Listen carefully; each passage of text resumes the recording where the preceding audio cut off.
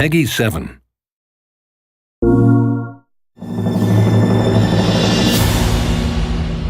Hi there, my name's Gavin Moore. I'm the creative director of Japan Studios, and I'm the crazy mind behind Puppeteer.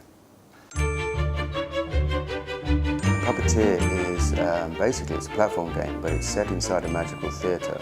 So instead of moving through the world like you do in an ordinary game, all the world changes and moves around you. So all the sets are changing and revolving and turning, so you never know what's coming next, so you always want to keep playing. The demo takes place right at the beginning of the game, so it's going to show you how our hapless hero gets into the situation that he gets into, and then it's basically one curtain of the first act. So it's quite a long demo. It'll probably be about 15 minutes long. Basically, you'll start off with two heads in the game that you'll get. One will be a skull, and one will be a spider, and then you'll end up with a hamburger head as well. And then I'm not going to tell you about the others. You have to find them. So you have curtains and a stage always on the screen. So in 3D, you have this, focal point that exists all the time. So we throw characters in and out over this, focal point. So in 3D, it looks amazing, and it really pops when you watch it in 3D. Our protagonist is called Kutaro, and he's basically a boy who's stolen away to the moon by the evil king, and his soul is shoved in the body of a puppet. He angers the evil moon bear king, who rips off his head and eats it, throws him away, discards him. And the evil king thinks, oh, okay, that's it, he's gone. But he's not dead, he doesn't die.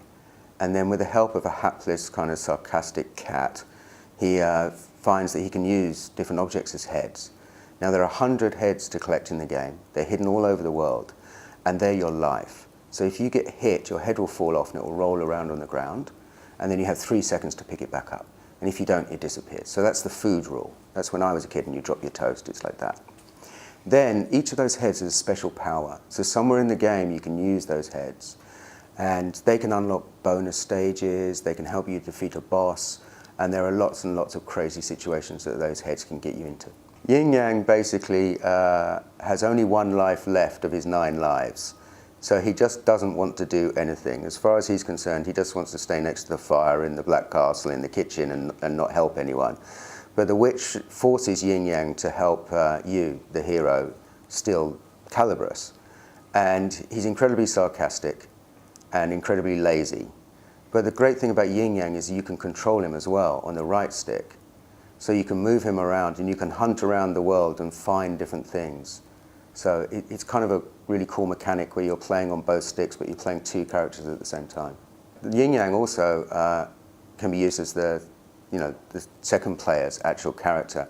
And when you use Yin Yang in 2-player mode, he has a lot more abilities. So he can actually stop attacks from bosses, for instance, or he can get rid of objects that are going to hurt you, or he can pull heads off little enemies and give you new lives, or he can carry around heads to have a new life always there to help you.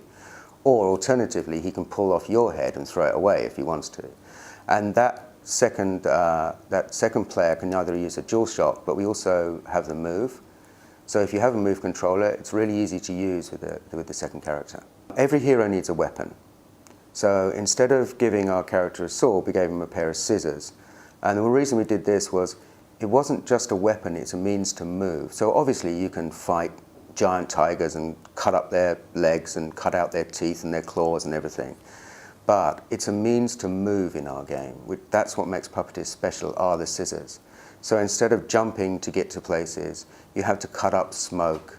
And as long as you keep cutting, you keep flying, so you can get to strange and mysterious places.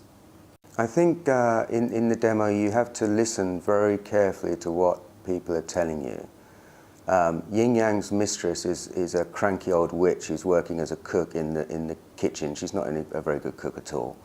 And she's trying to use you, but is she telling the truth or not is an interesting point that I would look out for.